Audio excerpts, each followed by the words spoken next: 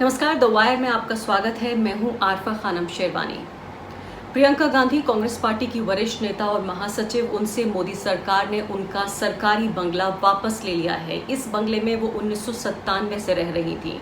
इसको लेकर कांग्रेस पार्टी का ये कहना है कि ये बदले की कार्रवाई है, बदले की राजनीति है और इसके अलावा ये एक नफरत की राजनीति भी है कि कितना कांग्रेस पार्टी से या गांधी नेहरू परिवार से भाजपा और मोदी सरकार नफरत करती है।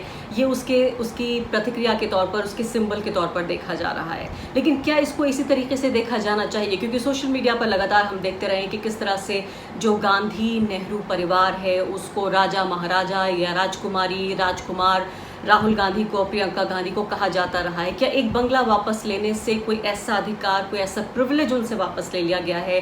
हालांकि लिटियंस दिल्ली में जो घर है वो बहुत महंगे घर होते हैं और क्या इतनी जो माली हालत है प्रियंका गांधी की वो इस तरह की नहीं है कि वो अपना घर खरीद सकें? क्या ये बहस इस स्तर की है या फिर इसको इस तरह से माना जाए कि जो अकेला बुनियाद होता है, जो फिलहाल सरकारी जो एक पृष्ठभूमि है, जिस रूल्स रेगुलेशंस हैं जिनके मुताबिक किसी को बंगला दिया जाए या नहीं दिया जाए, वो है एसपीजी कवर, यानी कि स्पेशल प्रोटेक्शन ग्रुप का कवर, जो सिक्योरिटी कवर है। तो सरकार का आर्ग्यूमेंट इसमें यह है कि चूंकि इनसे नवंबर 2019 में ये सिक्योरिटी कवर वापस ले लिया गया प्रियंका गांधी से और इस वजह से ये घर इनसे वापस लिया गया है। लेकिन विडंबना की बात यह है कि भाजपा के दो वरिष्ठ नेता लाल कृष्ण आडवाणी और मुरली मनोहर जोशी, जो दोनों अभी सत्ता में नहीं है, सांसद भी नहीं है, उन दोनों को, लाल कृष्ण आडवाणी को आजीवन और मुरली मनोहर जोशी को 2022 तक के लिए इन घरों को एक्सटेंड कर दिया गया है। प्रियंका गांधी और लाल कृष्ण आडवाणी, साथ ही मुरली मनोहर जोशी, इन तीनों के पास अब इस एसपीजी कवर नहीं है। तीनों के पास Z+ सिक्योरिटी है। तो यानी माना जाए कि तीनों सांसद नहीं हैं, तीनों किसी आधिकारिक संसदीय रोल में नहीं है, तीनों के पास Z+ सिक्योरिटी है। तो आखिर सिर्फ प्रियंका गांधी से ये घर वापस क्यों लिया गया? क्या इसको वाकई पॉलिटिकल वेंडेटा या जो राजनीतिक बदले की भावना से किया गया काम है वो माना जाए?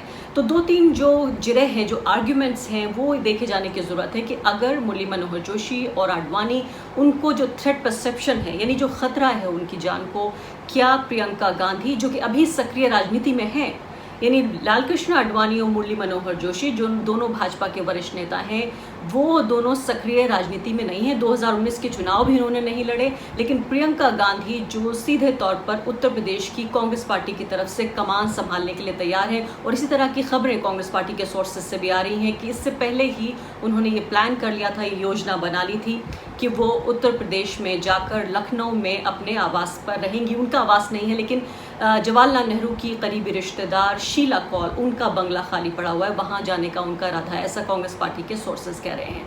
तो जब वो सक्रिय राजनीति में है, और इसके अलावा ये भी नहीं भूलना चाहिए कि प्रियंका गांधी इंदिरा गांधी की पोती और राजीव गांधी की बेटी हैं और ये दोनों देश के प्रधानमंत्री रहे और दोनों की हत्या कर दी गई।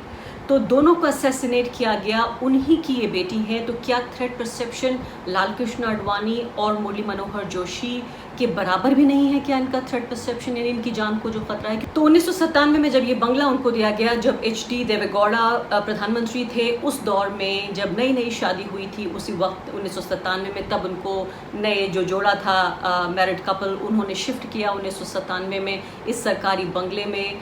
इसके अलावा फिर उसके अलावा भाजपा की जब सरकार आई, उसके बाद भी इसको लगातार कंटिन्यू रखा गया। यानी कि उस वक्त की जो भाजपा सरकार थी उसने ये सही नहीं समझा कि सिर्फ इसलिए कि विपक्षी नेता हैं इसलिए उनसे वापस ले लिया जाए। लेकिन नरेंद्र मोदी सरकार को भी ये मानना पड़ेगा कि 5 साल कम से कम उन्होंने इसको वापस नहीं लिया। तो आधिकारिक पद या संसदीय पद तीनों के पास नहीं है, लेकिन सिर्फ एक व्यक्ति से वापस लिया गया है। बताया जा रहा है कि कैबिनेट कमेटी ऑन अकोमोडेशन जो है वो ये फैसला करती है कि किसको ये दिया जाने चाहिए घर या नहीं दिए जाने चाहिए, और वो इस बुनियाद पर फैसला करती है कि गृह मंत्रालय उनको क्या सिफारिश करता है, क्योंकि गृह मंत्रालय का ही ये फैसला होता है कि एसपीजी किसी को सिक्योरिटी कवर कितना दिया जाना है या नहीं दिया जाना है। तो बड़ा जो सवाल जो अभी बाकी है वो ये है कि किस बुनियाद पर आखिर किसी नेता को सरकारी आवास मिलना चाहिए या नहीं मिलना चाहिए, खासकर वो लोग जो अभी किसी संसदीय पद पर या आधिकारिक पद पर मौजूद नहीं है। क्या ये माना जाए कि जो लोग सत्ता के नज़दीक हैं या जो लोग सत्ता में सदस्य हैं उस पार्टी के, जो सत्तारूढ़ पार्टी है, उनको ये बंगले मिलेंगे और जो नहीं हैं उनको नहीं मिलेंगे? ये एक बड़ा सवाल लगातार पैदा हो रहा है कि क्या जो राजनीति के पुराने जो भ्रम थे वो अब टूट रहे हैं। और इस पूरे मामले की तकनीकी बारीकियां क्या हैं, जानने के लिए मैंने मेरे सहयोगी गौरव भटनागर से बातचीत की। आइए पहले उन्हें सुन लेते हैं। सरकार का तर्क ये है मिनिस्ट्री की तरफ से कि पिछली नवंबर में उनसे उनका एसपीजी कवर ले लिया गया था और इसलिए लिया जा रहा है, पर एसपीजी कवर तो अडवाणी और मुरली मनोहर जोशी से भी ले लिया गया था, तो वहाँ पर कैसे ये ढील दी जा रही है। इसमें एक अगर हम पीछे मुड़ के देखें तो पहले सन 2000 से पहले जो नॉन एसपीजी प्रोटेक्टीज होते थे, जिनको एसपीजी कवर नहीं मिला होता था सुरक्षा का, वो लोग, उन लोगों को भी अगर वो कोई पद पे नहीं होते थे तो बंगले सरकारी अलॉट हो जाते थे और मिल जाते थे। पर सन 2000 दिसंबर में इसमें प्रावधान में बदलाव लाया गया और इसमें कहा गया कि जो नॉन एसपीजी प्रोटेक्टीज़ हैं, जिनको एसपीजी स्पेशल प्रोटेक्शन ग्रुप का कवर नहीं मिला हुआ है सिक्योरिटी का, जिनका सिक्योरिटी थ्रेट परसेप्शन बहुत ज़्यादा नहीं है, जिससे सरकार को लगता है वो एसपीजी नहीं डिज़र्व करते, उनको अब 2000 के बाद ऐसे बंगलोज़ नहीं मिलेंगे, सिवाय तब के जबकि मिनिस्ट्री ऑफ होम अफेयर्स या कैबिनेट कमेटी ऑन अकोमोडेशन उस पर कोई एक्सेप्शन लाए।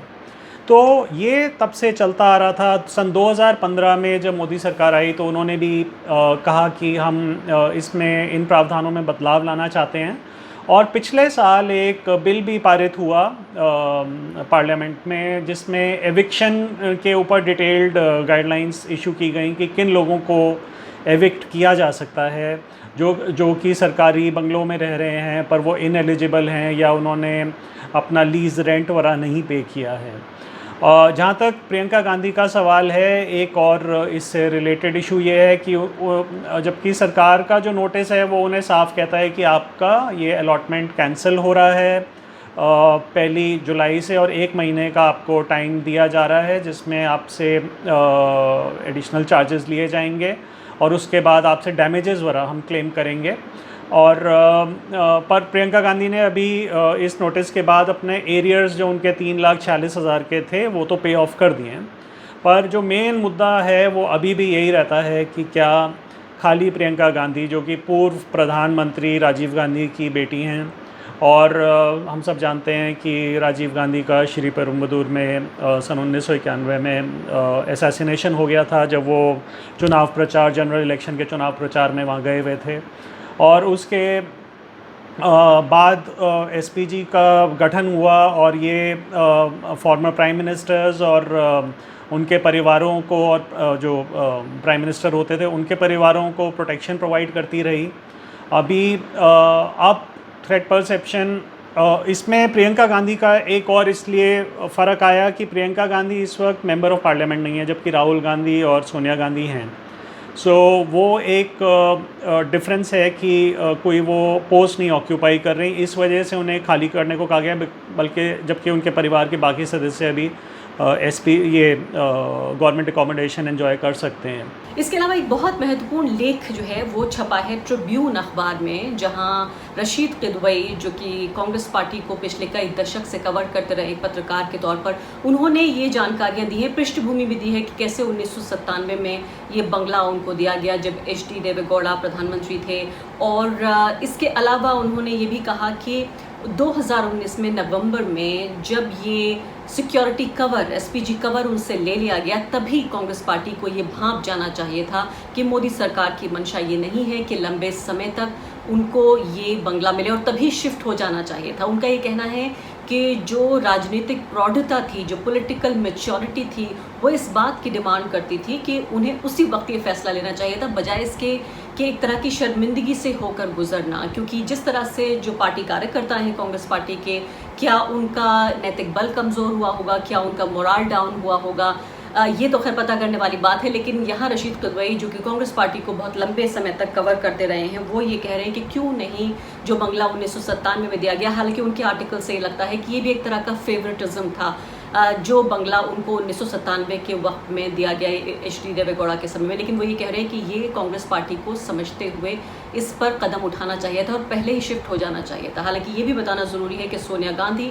और राहुल गांधी जो दोनों सांसद हैं, उनके पास सरकारी आवास बने हुए हैं। लेकिन ये सवाल फिर भी बाकी है अभी कि किस बुनियाद पर आखिर ये तय होगा कि जो थ्रेट परसेप्शन है वो कितना है किसी नेता को, अगर वो विपक्षी नेता है या वो सत्ता पक्ष का नेता है, वो कितना करीब है जो सत्तारूढ़ दल है उसके, इससे तय होगा। या वाकई इस बात से तय होगा कि असली मायनों में थ्रेट परसेप्शन या जो असुरक्षा का डर है वो किसको है, उसके हिसाब से सिक्योरिटी कवर और उसी के हिसाब से जो बंगले हैं सरकारी वो किसको मिलेंगे। द वायर के और वीडियोस देखने के लिए सब्सक्राइब करें और बेल आइकन पर क्लिक करें। स्वतंत्र पत्रकारिता की आर्थिक मदद करने के लिए डिस्क्रिप्शन में दिए गए लिंक पर जाएं और अपनी राशि चुनें।